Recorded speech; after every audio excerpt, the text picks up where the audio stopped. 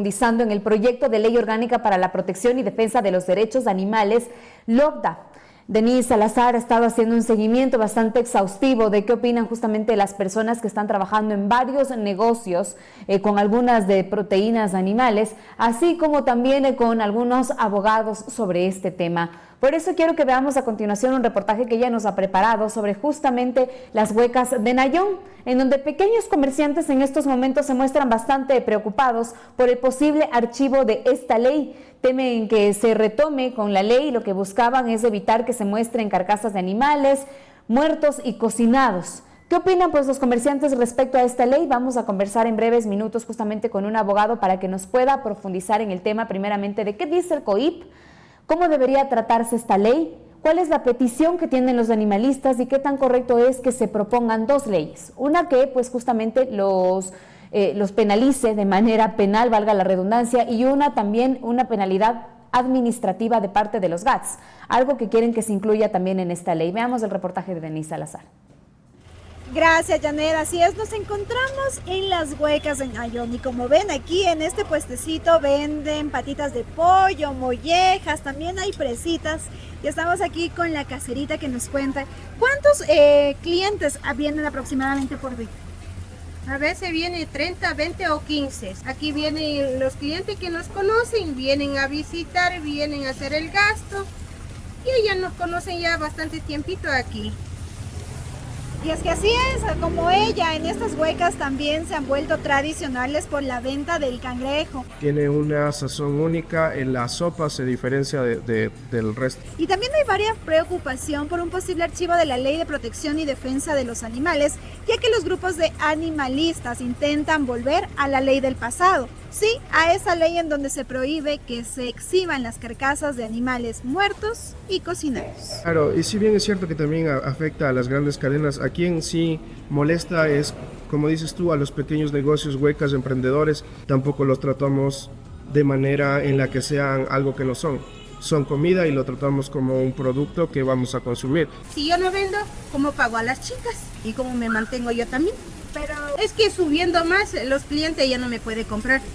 Por eso mantengo de ese precio mismo, de 7.50. Si subo yo a 8.50, no me compren los clientes porque dicen que está muy, muy caro. Entonces hay que pensar mucho en esa situación, que no es simplemente el hecho de decir, no, pues que yo defiendo a los animales porque me pego una calcomanía en mi carro que dice yo soy esto. No humanizar a ningún animal realmente porque es lo que son, animales, y simplemente agradecer y tener el respeto que se necesita hacia los animales.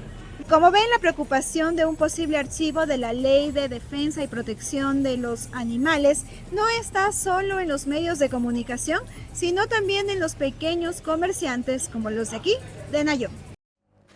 Muy bien, Denise, gracias por este reporte que nos has realizado. Quiero conversar en estos momentos con Carlos Luis Sánchez. Él es abogado penalista y tenemos varias preguntas que hacerle respecto a esta ley porque, bueno, existe mucha confusión de parte de la ciudadanía, de parte de los comerciantes que no entienden bien. Ya está en segundo debate, el primero se tramitó en la anterior Asamblea Nacional. Al parecer se tiene que tratar entre y la próxima semana para ver si definitivamente se da paso o se archiva esta ley, pero como usted vio hay mucha preocupación de parte de los comerciantes. Ahora yo le pregunto, ¿cómo debería tratarse en la Asamblea esta ley de protección y bienestar animal hacia los animales? ¿Está completamente clara? Poniendo sobre la mesa, ¿qué dice el COIP primeramente sobre la zoofilia? Que creo que es el tema principal de esta ley y lo que preocupa. ¿La pena es la justa o está siendo muy baja para los animales? Quiero que usted nos cuente qué dice primeramente el COIP y cómo ve usted esta ley. Bienvenido. Muy buenos días y gracias por la oportunidad de acompañarlos en el análisis de este tema que es tan interesante. Y sí, varias cosas que hay que considerar. El Código Orgánico Integral Penal ya tipifica y reprime una infracción penal. En el artículo 250 del Código Orgánico Integral Penal se sanciona a la persona que cometa abuso sexual a animales que forman parte del ámbito de la fauna urbana. Una cosa importante de tener en consideración es que este delito, o sea, porque en el universo penal existen las infracciones penales que se dividen en delitos y contravenciones. Esta infracción penal es un delito, pero además es un delito de acción penal privada. es decir, de aquellos delitos que solo le interesan al ofendido y que no cuentan con la participación de la Fiscalía como titular de la acción penal, sino solamente al ofendido. Entonces, el régimen para sancionar la zoofilia, que consiste en realizar actos de carácter sexual contra un animal que integre la fauna urbana, y la forma agravada, que es si como consecuencia de este acto de naturaleza sexual se produce la muerte del animal, ya se encuentran tipificadas y reprimidas por el Código Orgánico Integral Penal. Es decir, que la ley orgánica que está en discusión, en segundo debate, no pone en riesgo que esta infracción penal desaparezca. Por el contrario, lo que hace es sumar nuevos escenarios, pero en el informe para el segundo debate ya no aparece la zoofilia como una infracción penal, sino que desapareció y lo abordan los demás, la dinámica Abogado que afecta Sánchez, los derechos de los animales desde el punto de vista administrativo. quiero profundizar en esto. ¿Qué dice el COIP respecto a la zoofilia? ¿Cuánto es la pena y cuánto debería ser, yo le pregunto desde su criterio, la pena justa cuando estamos hablando de animales? Si es que queremos meter a la cárcel, si es que queremos penar a una persona que abuse sexualmente de un animal, como dice la zoofilia, ¿qué dice la pena? Ok, en la pena ordinaria es de 6 meses a 1 año y el escenario extraordinario o agravado es de 1 a 3 años. ¿Qué quiere decir esto? El escenario ordinario es, o el verbo rector del escenario del delito visto desde la perspectiva ordinaria es quien realice actos de carácter sexual contra un animal que integre la fauna urbana. Y cuando usted analiza un delito, tiene que analizar los elementos constitutivos de la infracción que está tipificada en la ley. Cuando en usted este habla caso, de elementos, abogado, ¿se refiere también a la parte de las pruebas? ¿Cómo se trata en este tipo de casos la parte de la zoofilia? ¿Cómo denunciar cuando yo creo que un animal fue afectado? ¿Cómo es en este caso? No me refiero a las pruebas, ya voy a eso. A lo que me refería es que si usted analiza, desagrega el artículo, va a encontrar que hay una circunstancia que es constitutiva de la infracción. Es decir, que el animal debe integrar la fauna urbana, primera cosa. Entonces los animales que no integran la fauna urbana, sino la rural, no están protegidos por esta disposición legal, para empezar por esa aclaración. Ahora, ¿cómo se puede probar una infracción penal de este tipo? Obviamente, en el universo probatorio, que tiene una triple dimensión, está la prueba testimonial, la prueba pericial y la prueba documental. En este tipo de delitos, yo me animo a suponer que, en primer lugar, sería una prueba testimonial. Alguien que presenció el acto, podría haber evidencias en videos, podría ser que en la aberración sexual, pues también podrían haber grabado el acto como algo gracioso, como algún tipo de fetiche, pero además la prueba pericial, es decir, si usted puede en el animal producir una valoración científica que determine la presencia del ADN de un ser humano, de esta persona determinada, y las lesiones que causan un abuso sexual, pues naturalmente va a poder poner en evidencia científicamente dentro del proceso penal este tipo de circunstancias. Abogado, pero es que perdón como que no es ponga un eso sobre delito la de acción mesa, penal pero pública, si hay tantos abusos sexuales a humanos que todavía continúan en impunidad, ¿cómo de alguna manera penalizar lo que pasa contra los animales? Aún muchísimo más difícil. Es difícil porque el fenómeno del abuso sexual en las personas tiene un acceso tardío, restringido, debido a la naturaleza psicológica de la víctima, claro, debido a este tipo de características. La víctima no necesariamente siente vergüenza, siente miedo, a diferencia de un animal. Claro. Pero el animal no se expresa.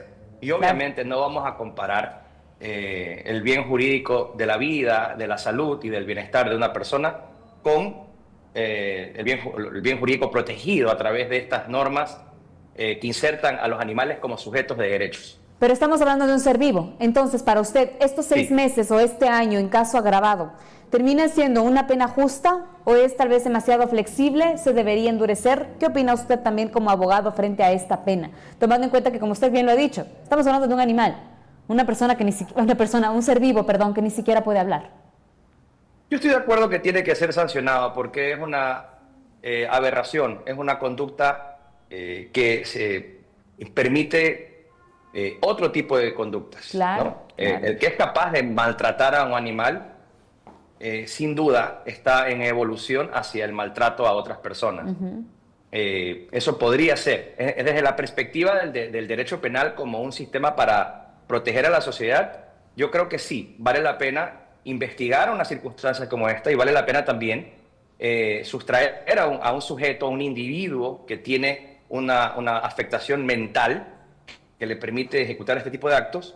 Y obviamente, lamentablemente, esta es una realidad, pero el fin de rehabilitación del sistema penal debería llevar a que una persona que comete este tipo de conductas sea rehabilitado antes de volver a ser reinsertado en la sociedad, aunque sabemos que eso lamentablemente no ocurre. Pero yo hablo desde el punto de vista del deber ser. Desde el punto de vista del deber ser, para mí sí es una conducta que debe ser sancionada. ¿Pero está bien con 1 año y 6 meses o debería endurecerse?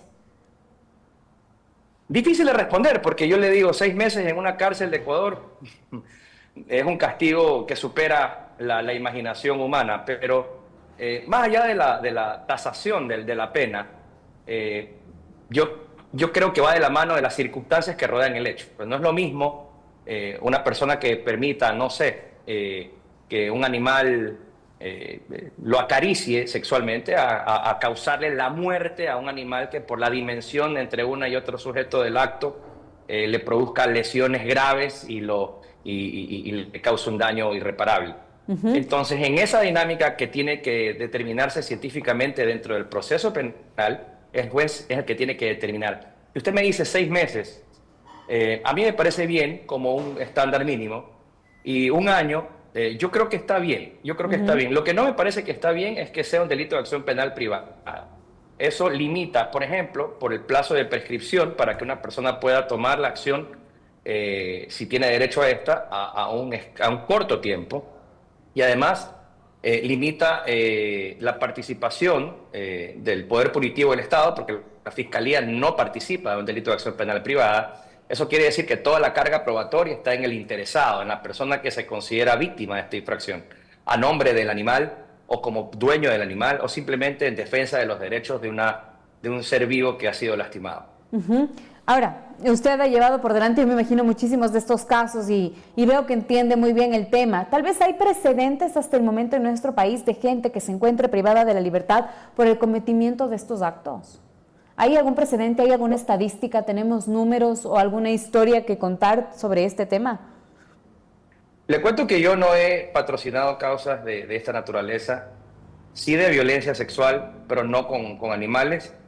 Entonces, no conozco de precedentes sobre este particular. Me parece haber visto en las noticias que han habido iniciativas principalmente de los gobiernos autónomos descentralizados de Pichincha y Guayaquil, de Pichincha y de Guayas, particularmente me parece que los municipios de Quito y Guayaquil, donde se han evidenciado actos y conductas de esta naturaleza y se han tomado acciones, pero es lo que he visto en promocionarse en los medios de televisión. No conozco la estadística y no he formado parte de un proceso de esta naturaleza. Es decir, no hay claridad en que si existen precedentes o no de personas judicializadas por este delito.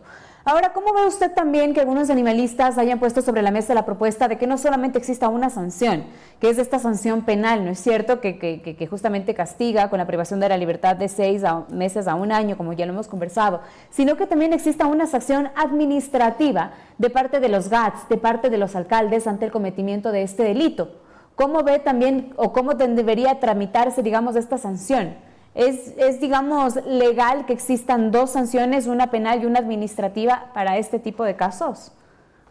Totalmente. Lo que está prohibido es el doble procesamiento, pero el principio que impide un doble procesamiento es precisamente que este procesamiento se produzca en la misma esfera. Por ejemplo, si un funcionario público comete el peculado y la Contraloría revisa su conducta, analiza su conducta y emite informe de responsabilidad, informe con indicios de responsabilidad civil, culposa y penal, culposa administrativa y penal. Entonces, como consecuencia de una misma conducta, va a tener una glosa para tener que pagar y devolver lo que sea apropiado indebidamente. Asimismo, una sanción administrativa que implica que será destituido de su cargo y va a enfrentar una investigación penal por el presunto delito de peculado. Lo mismo en este escenario. Si usted ha cometido un abuso sexual en contra de un animal, estoy de acuerdo con que enfrente una posibilidad de un proceso penal. Y además, tanto más que si el proceso penal es una expectativa de una acción penal privada que puede prescribir, que puede no ejercerse, que no participa el Estado, yo sí creo que debe preservarse que el Estado sí participe necesariamente a través de un procedimiento administrativo, porque el bienestar de los animales que forman parte de nuestra dinámica social es un interés de la sociedad.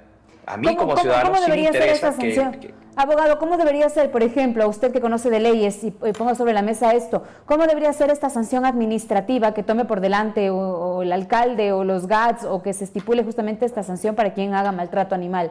¿Cómo debería ser? Para mí, hoy por hoy entiendo que está, digamos, en la ley el maltrato animal sancionado con poder realizar algunas actividades sociales, con parte de limpieza, con participación en mingas, pero ¿eso es suficiente? ¿Cómo debería ser esta sanción? Tomando en cuenta la diferenciación que existe ya con la penal. De nuevo, la casuística es tan rica que depende de las circunstancias en las que ocurre el hecho. Pero yo sí estoy de acuerdo, por ejemplo, que la sanción administrativa tiene que llevar una afectación patrimonial, una multa, una sanción económica, un resarcimiento del daño causado. Insisto, depende de lo que haya terminado ocurriendo con el animal.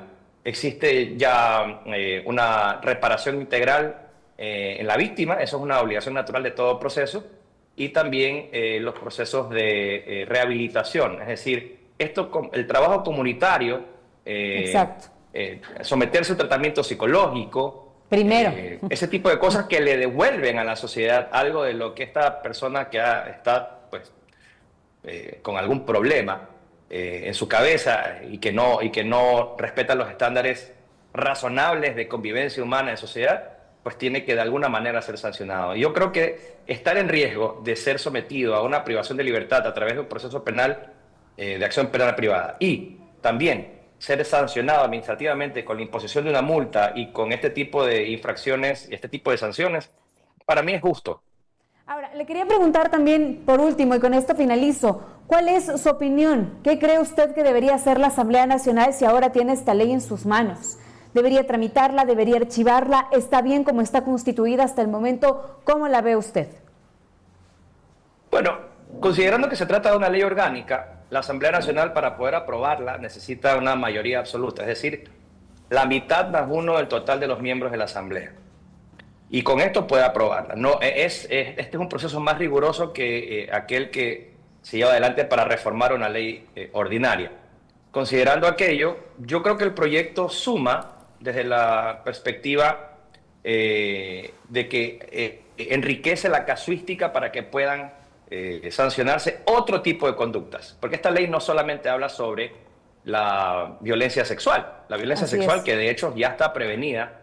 ¿Qué es lo que reclama la ciudadanía? La ciudadanía que está en pro de los derechos de los animales. Reclama que la primera propuesta, el primer informe que fue discutido, contenía una sanción más grave para la zoofilia. Es decir, que implicaba una reforma al Código Orgánico Integral Penal. Y resulta que en el segundo informe ya la zoofilia desapareció, pero permanecieron dentro del informe para el segundo debate algunas otras circunstancias que son relevantes, casuísticas, maltratos específicos a determinadas dinámicas de los animales, porque hay animales de la fauna urbana, de la fauna rural, hay animales y lo exóticos, que vimos, abogado, animales... lo que vimos, abogado, en el reportaje que nos hizo nuestra compañera, también cómo esto afectaría también a los comerciantes. ¿Cómo ve usted esta ley?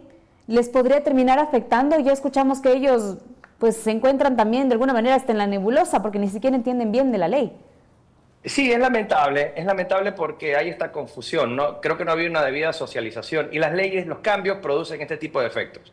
Pero yo no creo que alguien que quiera disfrutar de un hornado, a mí personalmente, por ejemplo, me parece delicioso y lo disfruto con alguna regularidad, no pueda imaginarse ir a un lugar donde no esté el animal exhibido de una forma, la verdad, a mí sí me parece una de las cosas desagradables de ir a comer un hornado. Ver al animal ahí, la cabeza, el cuerpo entero desagregado. Entonces, ese tipo de cosas que normalizan la violencia contra los animales, yo creo que en el tiempo deben ir desapareciendo. Es innecesario que usted exhiba el cadáver de un animal para podérselo comer. Entonces, yo creo que la sociedad va evolucionando y el derecho evoluciona con la sociedad. Así que yo creo que hay que entender un poco más, comprender un poco más y darle espacio a la evolución del derecho. Vamos a ver qué pasa entonces también dentro de la Asamblea Nacional. Son los legisladores quienes tendrán la última palabra y ya le vamos a preguntar a uno de ellos también su criterio sobre esta ley. Finalizamos esta entrevista con usted agradeciéndole muchísimo, abogado, por compartir con nosotros sus criterios. Vamos a continuar ahora con más noticias y por supuesto contarles también que Denise está siguiendo por delante otro tema importante de la lista que nosotros lo hemos expuesto en este espacio. Ayer uno de los representantes justamente de la Amazonía, uno de los doctores que trabaja de cerca con algunas personas afectadas por la presencia de mecheros y de petroleras en Lago Agrio, en el Coca, en toda la zona de la Amazonía, contaba que son más de 611 casos los reportados de cáncer en la Amazonía. Están haciendo que las personas definitivamente no puedan respirar bien, que su piel se vea bastante escamosa, que todo el tiempo tengan que estar tosiendo porque no tienen una buena salud por estar viviendo cerca de mecheros. ¿Cómo esto les ha afectado completamente a su desarrollo de vida? Algunas de estas personas que padecen cáncer ni siquiera tienen los recursos necesarios para poder tener una quimioterapia. ¿Y cómo tenerlo si ni siquiera existe un hospital oncológico? Pues en la Amazonía y muchos de ellos tienen que trasladarse a las principales ciudades como son Quito o Guayaquil para poder recibir un tratamiento digno. ¿Cómo recibir ese tratamiento digno si no hay los recursos necesarios para trasladarse cada que tengan que recibir medicación o quimioterapia? Esa es la pregunta que nos hacemos y quiero que veamos a continuación un reportaje de Denise Salazar para luego conversar con el asambleísta Combs Córdoba. Él es asambleísta de la Revolución Ciudadana, electo por Sucumbíos, para que nos cuente cuál es la situación, cuál es la realidad que vive la Amazonía ecuatoriana y cómo tratar este tema tal vez desde la Asamblea Nacional y cuáles han sido los oídos que han prestado las autoridades de gobierno. Veamos. El sol está negro, negro. Eso bota un gas y eso si no le cae en la cara, le cae en los brazos, donde quiera. Como el sol, así mira ingenuamente Luz Angélica los mecheros de los campos petroleros. Tiene 92 años, a veces se confunde, pero tiene claro qué decir cuando mira esta foto. Ese es el del petróleo que sale. ¿Eso le enfermó a usted? Eso me enfermó. Luz Angélica fue diagnosticada con carcinoma vasocelular, un tipo de cáncer de piel. Ella ha vivido por más de 40 años en la joya de los Sachas, alrededor de un mechero. Su hija no corrió con la misma suerte y falleció por cáncer al pulmón. Que nos den a pagar esos mecheros. Aquí, por ejemplo, no hay unas buenas brigadas médicas. Las compañías el gobierno tendría de obligación dar unas buenas brigadas médicas a las comunidades donde sale el petróleo. Vienen con campañas médicas supuestamente, te hacen parar a una distancia, ciérresele una vista, la otra vista. Es un engaño ese tipo de campaña. Y es que por eso insisten en el apagado de los mecheros como dicta la sentencia, pues ahí también consta la creación de un hospital oncológico. Te pones a buscar los casos de cáncer aquí alrededor de la infraestructura petrolera y encuentras por montones. Hay más de 600 casos en la zona en donde se extiende la actividad petrolera. En Lago Agrio, 194.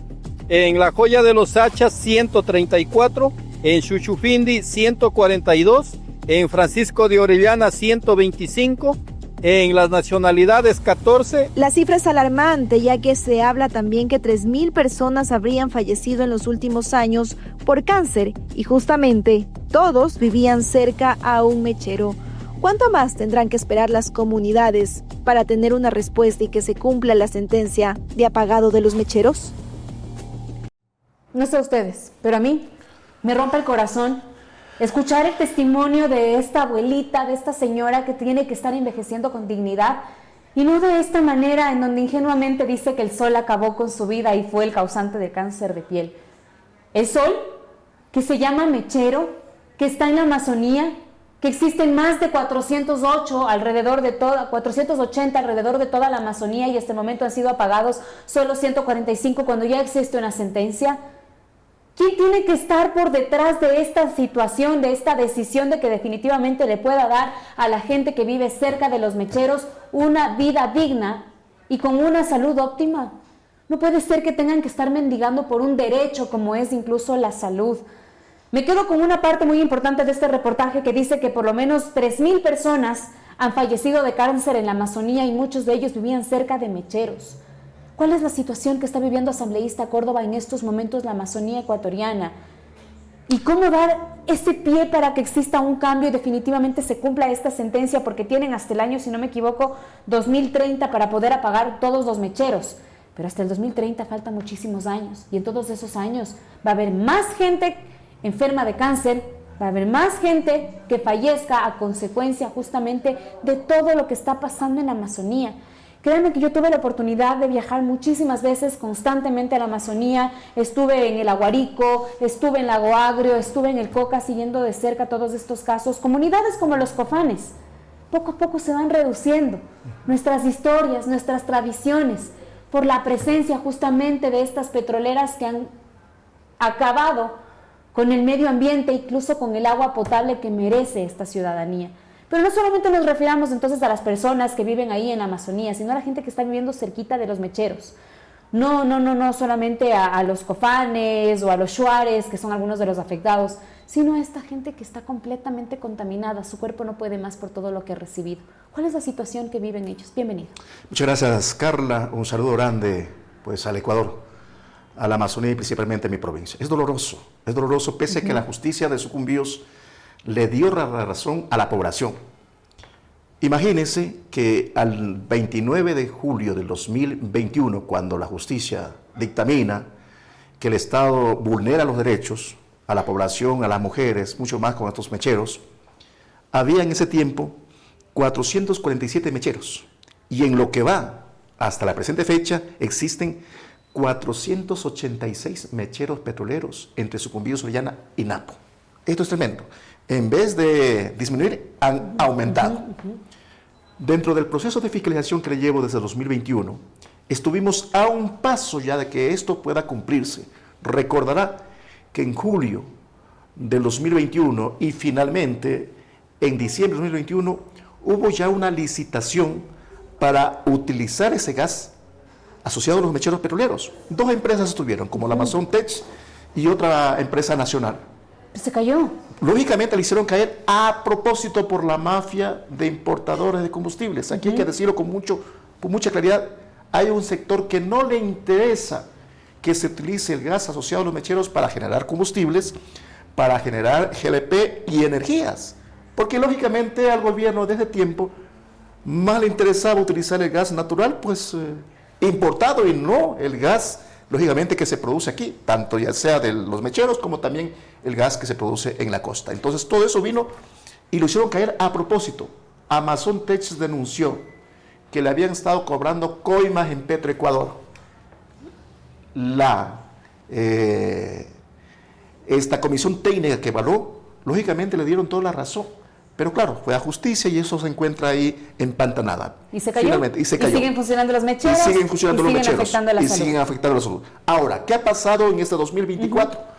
Miren, en este 2024 también hubo todo un monopolio o un contumerio entre la Comisión de Biodiversidad. Lamentablemente había un presidente que era de Sucumbíos, de la Amazonía, que no dejó avanzar el proceso de fiscalización. Yo era miembro de esa comisión.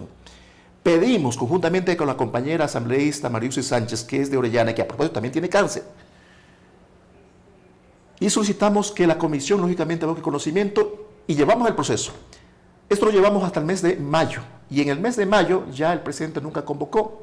Ahora entiendo por qué no convocó, porque el secretario de esa comisión de biodiversidad y el prosecretario resulta que pues ahora están trabajando con la asambleísta, que era en ese tiempo ministra del Ambiente, que era la responsable de hacer el cumplimiento y monitoreo, pues la señora Fitch.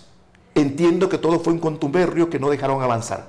Finalmente, para decirle a usted, en marzo de este año, planteé para que el Pleno, ya en el Pleno, aboquemos conocimiento de un cambio puntual del día. me aprobaron precisamente el paso inicial para ir a debatir en la comisión. Aún está pendiente, esperemos que el presidente de la Asamblea dé paso a esa sesión que está suspendida, para de una vez por todas llevar a una comisión que realmente le dé respuestas. Entonces, en conclusión, ¿qué ha pasado? Ha pasado un incumplimiento del gobierno, la falta de voluntad política del presidente y, lógicamente, de los ministros. A ver, entiendo bien, para poder hacer, digamos, una síntesis de lo que usted acaba de nombrarnos, ya ha pedido que se trate este tema dentro de la Asamblea Nacional. Ahora están esperando que el presidente Nils Olsen pueda dar paso para que esto vaya directo a una comisión y se analice. Pero que se analice, ¿qué? ¿Esta licitación que se cayó? Bueno, ¿o la oportunidad de crear tal vez una nueva para que se apaguen estos mecheros? Hay que analizar todo, hay que investigar todo. Primero, el cumplimiento de la acción de protección, que a cada ministerio... De las 9 niñas de los mecheros, claro, refiere usted. Estoy refiriéndome a la acción de protección y reparación integral sobre precisamente el apagón de los mecheros interpuesto por las 9 niñas de Lauda. ¿Ya? Cada institución tiene su responsabilidad. Ministerio de Energía, Ministerio del Ambiente, Petroecuador, tiene también el Ministerio de Salud. Debieron cumplir. Y esta sanción o esta sentencia debió cumplirse en marzo del 2023. Se incumplió. Pidieron un año de prórroga que la justicia, lamentablemente, la parte constitucional les dieron, pero ya se incumplió totalmente. Claro, ellos se basan a que hasta el 2030 tienen que pagarse gradualmente, pero no se pagan. Y ahí es donde le cogemos las mentiras. Nosotros fuimos, como miembros de la comisión, muy aparte del presidente, porque nos querían llevar precisamente con las instituciones a las que ellos les interesaba, donde estaban apagados ya tiempísimos. Pero en cambio nosotros fuimos con los accionantes, con los demandantes. No están apagados, ya vimos el reportaje. Claro, no están apagados. Lo que han hecho en algunos campos es apagarlos, pero todita esa fuerza de ese gas que están quemando lo llevan a las estaciones. Y si ustedes van a la estación central, esto significa en Sacha 4, nosotros llamamos así, o Sacha Norte, están al ladito escuelas, a tan solamente 80 metros. Créame que esto es insofocante. Cuando apagan los mecheros es terrible y las enfermedades catastróficas son tremendas. De tal manera que realmente el Ministerio del Ambiente ha incumplido, porque ellos tenían que hacer todos los estudios que tienen que ver con los ecosistemas, con el agua y también dotarles de agua potable a las la comunidades. Creación de un hospital oncológico y también. El Ministerio de Salud, que tenía que hacer, lógicamente, crear la unidad oncológica en el Hospital Marco Vinicio Isa. ¿Pero qué está haciendo el gobierno? En Archidona está creando el hospital, una unidad oncológica, y no en el Hospital Marco Vinicio Isa, como dice, como ordena la exposición. Claro, hay una sentencia que ordena esto, pero ¿cómo crear un hospital oncológico mientras no se pagan los mecheros? Cada vez van a haber más casos, es una situación completamente ambigua. Primero deberían fijarse en la parte del ambiente y a la vez y a la par ir trabajando en esta creación. Incluso me llama mucho la atención lo que usted dice también, porque Denise pudo evidenciar en este viaje que realizó a la Amazonía que hay algunos mecheros que están completamente encapsulados. Para que no se vea, digamos, esa llama completamente incandescente, los han encapsulado, pero no sirve de absolutamente nada. Todos los tóxicos que emanan los mecheros sigue pues contaminando a la ciudadanía. Cerca de 5 barrios hay algunos mecheros prendidos. Hay gente, hay niños. Ahorita nos dice el asambleísta incluso que hay escuelas cerca de mecheros. Entonces, ¿qué tiene que pasar? No es suficiente con que esto se trate dentro de una comisión de la Asamblea Nacional. ¿Qué tiene que hacer el Ministerio de Ambiente? ¿Qué deberían hacer dentro de estas concesiones? Nuevamente, tal vez concesionar a una empresa mucho más responsable, tomando en cuenta que ahora el presidente de la República incluso ha dicho que pues se va de alguna manera a dar prioridad al uso del gas. Mire, lo que tiene que hacer el gobierno, primero, tener voluntad de sincerarse, sinceramente. Y segundo, pues, invertir recursos. De hecho, si no quiere invertir en la parte pública, es la parte privada. En esa licitación que le hablo, que la dejaron caer, que la hicieron caer a propósito, pues era con inversión privada, pues no le costaba al pueblo ecuatoriano, sino era la inversión privada y luego se recuperaba, pues. Pero lo cierto, esto debe llamarnos a todos los ecuatorianos, no solamente al gobierno que está incumpliendo, no solamente a los de Sucumbíos que peleamos y de Orellana, sino a todos los ecuatorianos. Porque por ese gas que se quema desde hace 55 años, el Ecuador viene perdiendo más de 1.200 millones de dólares. Plata que puede servir muy bien para hacer la reparación a los afectados, pero también para invertir precisamente en las necesidades del pueblo ecuatoriano, ahora que tanto necesitamos el tema eléctrico. Ya, justamente, pero a través de esta iniciativa que ha dicho el presidente, que se va a priorizar el uso del gas, primero todos nuestros recursos antes de ir por la energía nuclear, ¿cómo ven ustedes también como representantes de la Amazonía esto? Que ya definitivamente se abra una licitación para que se trate el tema con todas las medidas medioambientales. Es que esa es la propuesta nuestra, la fiscalización debe arrojar eso. Esa era la propuesta de fiscalización que llevaba en el 2021, tras, lógicamente, una voluntad que en ese tiempo estaba el gerente de Petroecuador, que es el señor Ítalo Cedeño, que empezó todo el proceso de acción. Nosotros, como habitantes de Sucumbío, dijimos, bueno, ya se va a cumplir. Claro. Hay una disposición. Pero lamentablemente, bajo la orden y visión del señor Santos Salviti, que era el ministro de Energía en ese tiempo, pues nos llegaron hasta decir que la población no está muriendo por los mecheros, sino porque la gente se va a fumar un cigarrillo al lado de los mecheros. El ministro Encalada de Salud, ahora del gobierno actual, recordarán que dijo en una comparecencia que yo le interpelé en la Comisión de Diversidad, él dijo que no había muertes o que no afectaba el petróleo a la salud humana. Oye, que era contradictorio cuando yo le dije que vaya a la Amazonía, viva allá, tome el agua que tomamos y además pues respira pues el aire que tenemos ahí, a ver cómo se contamina. No tuvieron explicaciones. De todo caso, aquí se trata de voluntad política del gobierno y es sencillo ese tema. Es lógicamente realizar una licitación e inmediatamente cumplir. En el caso del Hospital Marco Mini Suiza, un gran hospital que ahora se está destruyendo. En ese hospital de una fiscalización que también le vengo realizando desde el 2020 hasta el 2 de febrero de 2024 han fallecido 138 neonatos por la falta de higiene, porque le redujeron personal, presupuesto para, lógicamente, el tema de aseo, de salud, todo ese tema.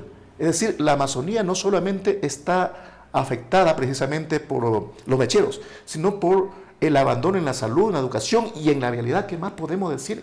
Entonces, mire, en el caso de salud también el tema está clarito, la orden de la justicia es creen la unidad oncológica, ya debieron crearla. Es más, el mismo Ministerio de Salud nos dice, es que no hay casos de cáncer en la Amazonía, no se registran. Claro que no se registran porque allá no tenemos una unidad oncológica, solamente hay un médico, pero ese médico ¿qué hace? Ahora, bueno, han buscado, tal vez van a buscar un nuevo acercamiento con el nuevo Ministro de Salud para poder ponerle, digamos, esta situación sobre la mesa. Las estadísticas dicen que, por ejemplo, la incidencia de cáncer en el Ecuador es del 17% en general, pero solo el 51% de casos de cáncer se encuentran en la Amazonía. De todo eso. Entonces, claro, y dice justamente el doctor con el que hablábamos en este reportaje que ayer tuvimos con Janet una entrevista, él contaba que incluso estadísticamente nosotros vimos los números. Son las personas que viven bastante cerca a mecheros, porque el mismo estudio realizan en zonas bastante lejanas a los mecheros y la incidencia baja por completo. ¿Y sabe lo que le quiero contar ahí, con datos así más oficiales? Los datos que el Ministerio de Salud reporta, ellos nos dicen que no hay casos de cáncer en la Amazonía, no se registran. Claro que no se registran porque no hay, porque todos los pacientes tienen que salir a Quito o Guayaquil. Claro. Y acá están la cantidad de casos de cáncer. Entonces, por ello ellos aducen que el petróleo no afecta precisamente a la salud humana. De tal manera que las estadísticas que se vienen mostrando y se vienen trabajando es de la UDAP, de la Clínica Ambiental y de estudios de PhDs de universidades del mundo que finalmente se detectan en 4 cantones, donde viene usted, son 4 cantones, y si hacemos en toda la población, más son los casos de cáncer. Entonces, estos estudios científicos comprobados de persona a persona y que se acompañan, y aquí quiero felicitar a la UDAP, porque ellos vienen haciendo un trabajo conjuntamente con, lógicamente, algunos organismos internacionales, acompañando estos procesos. En algún momento le decía al ministro Encalada y a los ministros de Salud que acojan esos informes. De hecho, hubo un ministro en el tiempo de Lazo que dijo sí, van a coger esos informes para tenerlos como base, porque el Ministerio de Salud, que tenían que hacer una investigación científica, nunca la han hecho.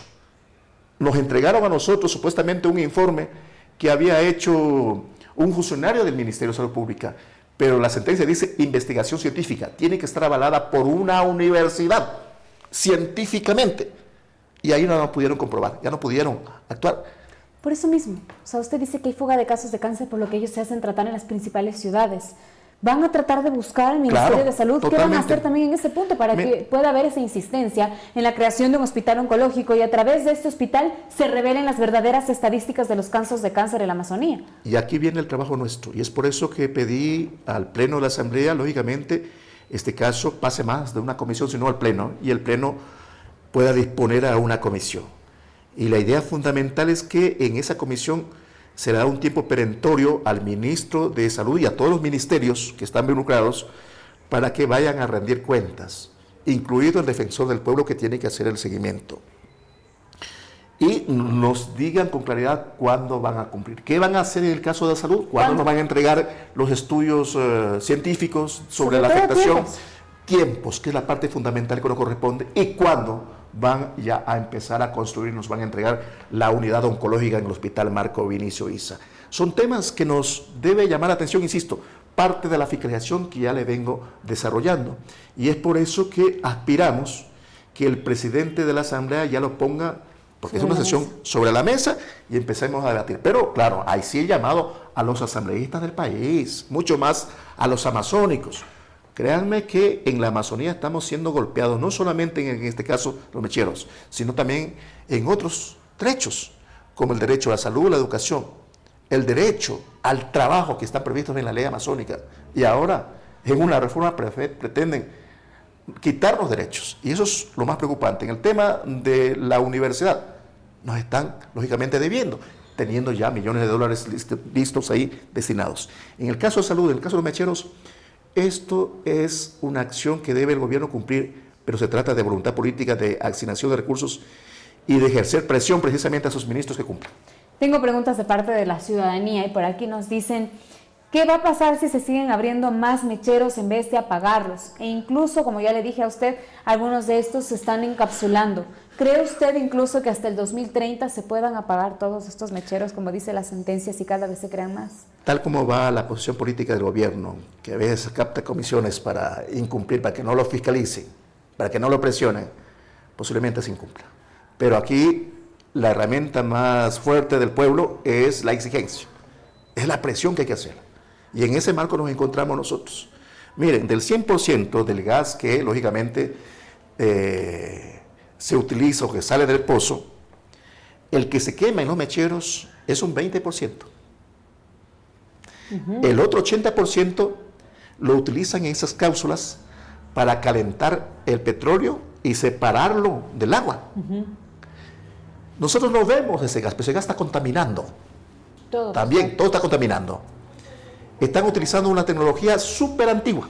Esa tecnología que empezó en el tiempo de Atezaco, porque todo empezó en el tiempo de Atezaco. Cuando se la pudiera utilizar todo ese gas que sale del pozo petrolero, lógicamente, y utilizarlo. Es decir, lo que está mandando esos mecheros es apenas un 20%. El resto lo están también quemando, pero bajo estas causas que al final es contaminación. Cuando en la industria petrolera, ahora mismo hay tecnologías que ya utilizan de otra forma, utilizando la energía eléctrica para calentar el petróleo, para separarlo.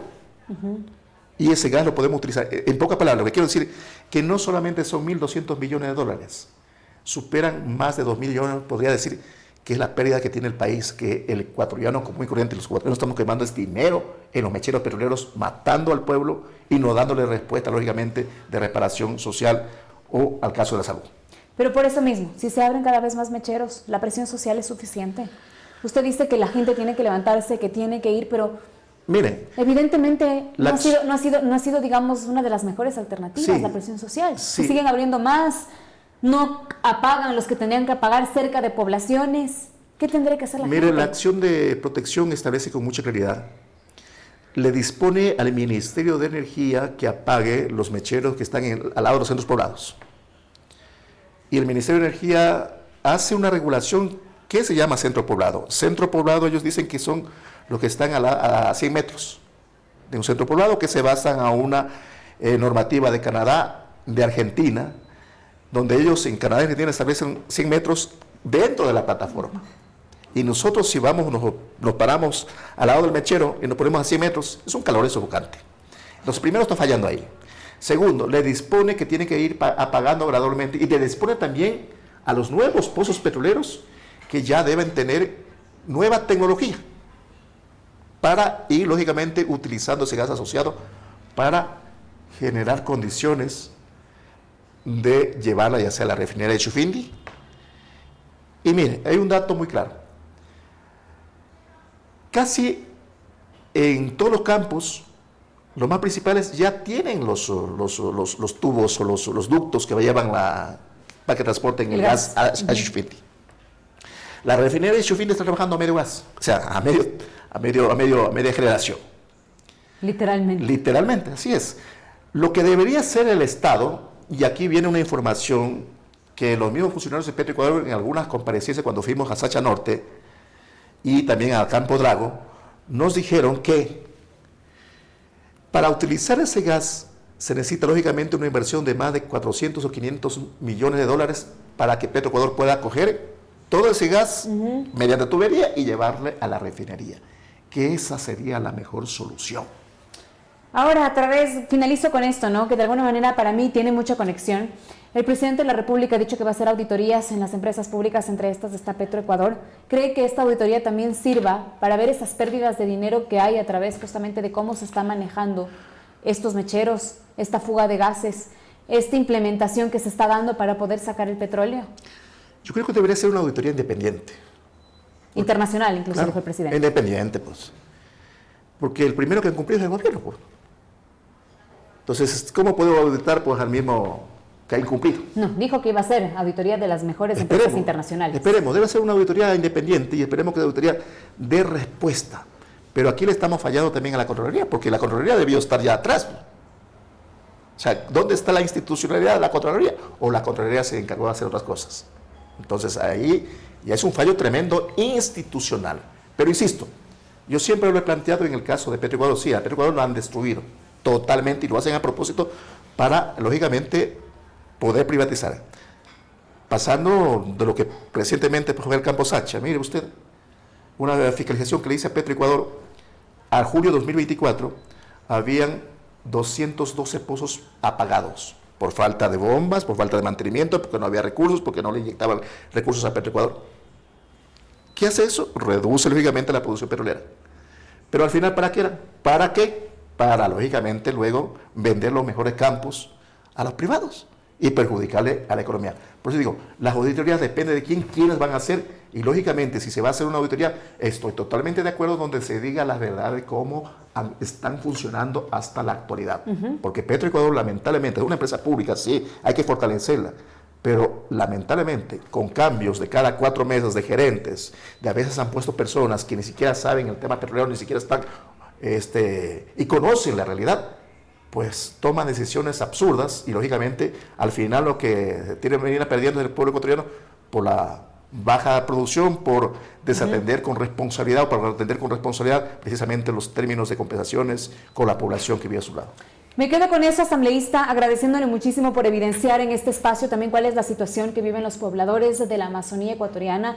Lo estamos haciendo a través de este tema del cual le vamos a seguir dando pues de seguimiento necesario hasta ver si es que desde nuestra trinchera podemos lograr algo importante, darles dignidad al pueblo de la Amazonía. Gracias por estar junto a nosotros. A ustedes, felicitaciones por abrir la voz al pueblo de Sucumbíos, mucho más a los afectados que están con cáncer. Vamos a continuar nosotros con este tema, que todavía hay mucha tela por cortar y más información por develar. Me despido de ustedes, gracias por acompañarnos a lo largo pues, de este espacio informativo. Mañana ya estará también con nosotros Yanedi Nostroza a lo largo pues, de todo el noticiero para poder analizar a profundidad todos estos temas de investigación.